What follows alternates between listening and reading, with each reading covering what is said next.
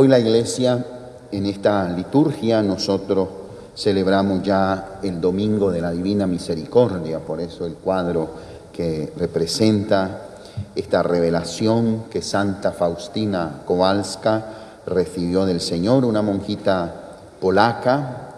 Por eso el Papa Juan Pablo II llevaba muy de cerca en su corazón esta devoción a la Divina Misericordia.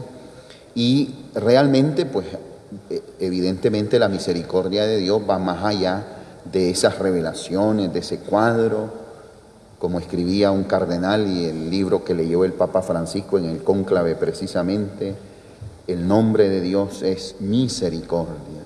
Toda la Biblia nos habla de la misericordia del Señor. ¿Y qué es la misericordia? Es ese amor de Dios por cada uno de nosotros, aun cuando el amor de Dios quizás lo hemos rechazado y herido. Porque el verdadero amor es aquel que ama a pesar de las heridas que pueda tener ese amor.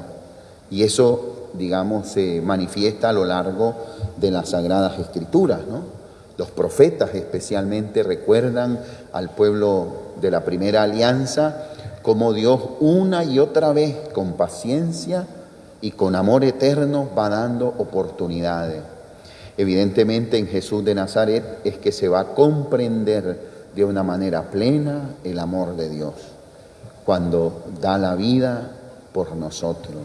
Habiendo amado a los suyos que estaban en el mundo, los amó hasta el extremo de la cruz.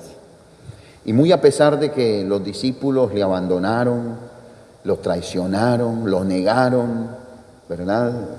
Hoy escuchamos este evangelio muy elocuente, muy hermoso, porque describe esas primarias experiencias con Cristo resucitado, ¿no? Los discípulos tristes, los discípulos desanimados, los discípulos desorientados, los discípulos incrédulos, los discípulos con miedo, dice que estaban encerrados por miedo a los judíos, que les pasara lo mismo que le había pasado al maestro. Y Jesús tiene la paciencia y el amor para conducirlos a la fe, conducirlos a la alegría. Dice que estaban llenos de miedo, pero Jesús se puso en medio de ellos. La paz esté con ustedes. Y dice el Evangelio que les mostró las manos y el costado, y los discípulos se llenaron de alegría. Y aquel que no estaba, lo conocemos, Tomás, el gemelo, después, 8 días después, Jesús va a volver a comenzar de nuevo, ¿verdad? Fíjense qué interesante. Los discípulos testigos de esa primera aparición del resucitado parecen no convencer a Tomás. Tomás no quiere hacer una experiencia y creer a partir de lo que otros dicen. Él quiere en primera persona. Esto es interesante porque la duda en la fe no es totalmente mala. Cuando la duda nos lleva a profundizar, cuando la duda nos deja en la superficialidad del, no, yo no creo en Dios, no creo que Dios exista. ¿Por qué existe tanto maldad en el mundo? ¿Cómo va a existir Dios? ¿Por qué hay gente que se muere de hambre? Si Dios existiera no lo permitiera. Pero hay veces nos quedamos en esas expresiones de cajón y la duda tiene que llevarnos a profundizar, como Tomás, porque Tomás lo que quiere es tener una experiencia directa. La misericordia de Dios se lo va a conceder y él va a tener su personal experiencia con Jesús. Y ya no va a tener necesidad de meter el dedo en las llagas de las manos de Jesús, ni su mano en el costado, sino que va a ser una de las confesiones más profundas, breves pero profundas del Evangelio. Señor mío y Dios mío, ¿verdad? Y ahí es donde escuchamos de Jesús una de las bienaventuranzas que digamos, es de las bienaventuranzas que puede aludirnos a nosotros. Dichosos, dice, dichosos los que creen sin haber visto. Tú crees porque me has visto. Dichosos los que creen sin haber visto. Ahí estamos nosotros, ¿verdad? Nosotros no fuimos testigos de la experiencia histórica de Jesús, pero nosotros en algún momento de nuestra vida y por eso estamos aquí. Yo estoy seguro que Dios ha acontecido, se ha manifestado de muchas maneras. Algunas veces Dios se revela en hechos dramáticos, difíciles de la vida. Otras veces son hechos bonitos, agradables. Algunas veces es una predicación, otras veces es escuchar el testimonio y el ejemplo de otras personas. Pero Dios toca nuestro corazón.